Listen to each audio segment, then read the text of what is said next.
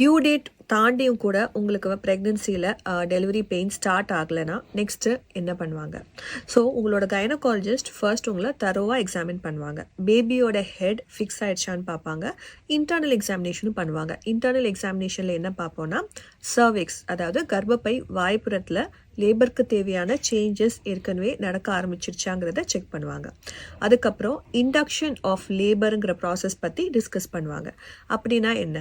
நம்ம மெடிசன்ஸ் கர்ப்பப்பை வாய்ப்புறத்தில் ப்ளேஸ் பண்ணும்போது ஸ்லோவாக உங்களோட லேபர் பெயின்ஸ் ஸ்டார்ட் ஆகிறதுக்கு அது ஹெல்ப் பண்ணும். அதுக்கு பேர் தான் இண்டக்ஷன் ஆஃப் லேபர்.